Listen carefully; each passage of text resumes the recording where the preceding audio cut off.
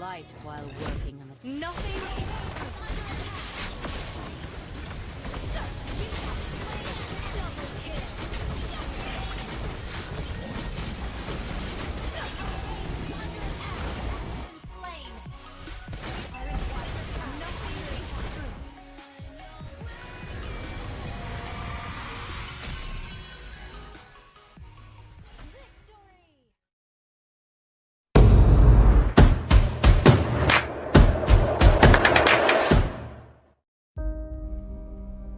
Comeback dalam kehidupan, apa bisa? Teman-teman di umur 20-an ini, cenderung kita akan mengalami banyak sekali kegagalan yang menanti kita di setiap apapun yang kita ingin cita-citakan atau kita lakukan. Gimana? Kalian udah dapet giliran buat gagal gak di tahun ini? Tenang, kalian gak sendiri, termasuk aku sendiri. Di tahun 2023 yang menurutku anjing banget ini, aku mengalami beberapa kegagalan yang belum pernah aku alami sebelumnya. Mulai dari mutusin bikin usaha, tapi pada akhirnya karena satu dan lain hal harus selesai. Lumayan nombok uang banyak tuh di situ. Terus ya masalah-masalah ABG, diputusin pacar. Itu tadi termasuk gagal dalam percintaan. Nah, situasi ini sebenarnya bikin aku kadang kaget aja sama hidup. Oh gini ya rasanya, apalagi baru umur 20-an, kan jadi wajar aja kaget baru pertama kalinya. Nah, dari beberapa pengalaman tadi mungkin sebagian dari teman-teman itu relate. Dan dari kegagalan itulah, kehancuran itulah, kita jadi mikir apakah bisa sih kita comeback? Terus gimana sih caranya? Teman-teman, aku bukan bermaksud menggurui. Aku cuma mau share apa yang aku tahu dan apa yang aku lakukan selama ini. Aku pengen mengajak teman-teman terutama Gen Z buat berjalan dan belajar bareng, sehingga ke depan kita tuh jadi orang gak goblok-goblok banget gitulah ya. Oke, balik lagi ke comeback dalam kehidupan. Setelah kegagalan, apakah kita bisa comeback sih?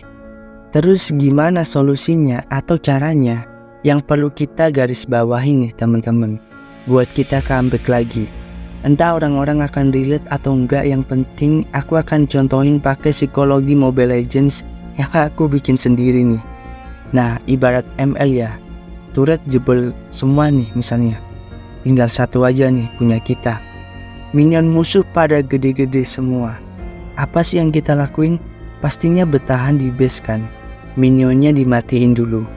Mancing musuh biar ngelakuin blunder, terus kita tetap waspada biar gak mati duluan.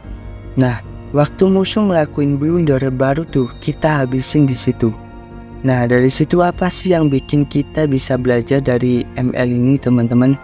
Sebenarnya dengan kehancuran apapun yang kita alami, seenggak punya apapun kita tentang materi, gak ada duit lah misalnya, kita ternyata masih punya aset paling berharga, yaitu otak kita. Buat mikir, buat cari celah gimana sih caranya supaya bisa comeback. Nah, dari ML aja otak udah auto paham bahwa kita harus bertahan dulu, sabar dulu, ditahan dulu.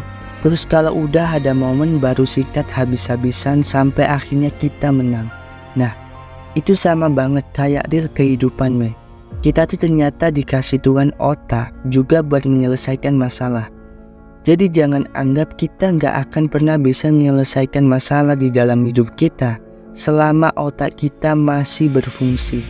Nah, sampai sini terus gimana bang caranya biar bisa nyelesain masalah terus bisa comeback? Yang pertama adalah kalau kalian ngerasa nggak mau kerja keras, nggak mau sabar, nggak mau nahan nafsu dan emosi kayak ML tadi, mendingan kalian gak usah nonton video ini, karena itu semua adalah kunci utamanya. Setelah tahu tentang psikologi ML tadi, yang kedua adalah membuat perubahan. Literally berubah, sesederhana itu. Secara nalar, sesederhana kalau kita nggak berubah, ya kita akan gini-gini aja kan hidupnya. Apa yang mau diharapin? Jadi harus mau berubah. Dan ada dua hal yang gak harusnya kita lakuin dalam melakukan perubahan, yaitu pertama, nonton porno. Kedua adalah judi. Kenapa nonton porno? Karena sesimpel udah banyak penelitian bahwa melakukan hal itu akan cenderung merusak otak. Kita udah sepakati sedari tadi bahwa aset penting dalam diri kita adalah otak. Jadi otak berperan penting dalam keberhasilan kita menuju comeback. Kalau judi, aku gak usah jelasin karena kurang lebih kalian udah paham maksudnya. Selain membuat perubahan, ternyata banyak kesalahan juga yang dilakukan oleh beberapa orang yang sedang bangkit dari kegagalan. Contohnya keras kepala, gak mau ngelihat realita, berlarut-larut dalam kesedihan, pasrah dan mengurung diri di dalam zona nyaman. Setelah tahu kesalahan ini, ada baiknya kita tidak mengulangi kesalahan yang sama yang udah aku mention tadi. The real cara comeback secara teknis selanjutnya adalah setelah bertahan, sabar dan nunggu momen, sambil coba kita pikirin lagi apa sih hal yang pengen kita capai atau yang kita mau buat comebacknya kita di tahun selanjutnya. Setelah itu coba tulis, sertakan dengan jangka waktunya. Misal tahun ini gaji masih sekitar 3 jutaan. Tahun depan target bisa 6 juta. Nah setelah itu kita tulis tuh apa aja sih yang harus kita lakuin buat hit di 6 juta. Kita cari cara-caranya. Nah gunanya melakukan ini adalah untuk membuat hidup kita ada tujuannya. Jadi meskipun kita nggak suka, meskipun kita males, kita jadi punya kengeyalan buat terus maju secara alam bawah sadar untuk sampai tujuan yang kita mau. Tapi teman-teman, dari sekian perubahan yang kita buat, kita tidak perlu buru-buru. Jangan langsung switch ke perubahan yang besar. Yang ada kita akan capek dan bahkan akan kembali lagi ke kehidupan awal kita. Cukup dengan perubahan kecil tapi pasti. Karena menariknya adalah dari 92% orang yang ingin berubah dari kegagalan justru tidak pernah berhasil karena hidupnya langsung di-switch ke perubahan yang besar itu. Kuncinya di sini adalah perubahan yang kecil tapi disiplin.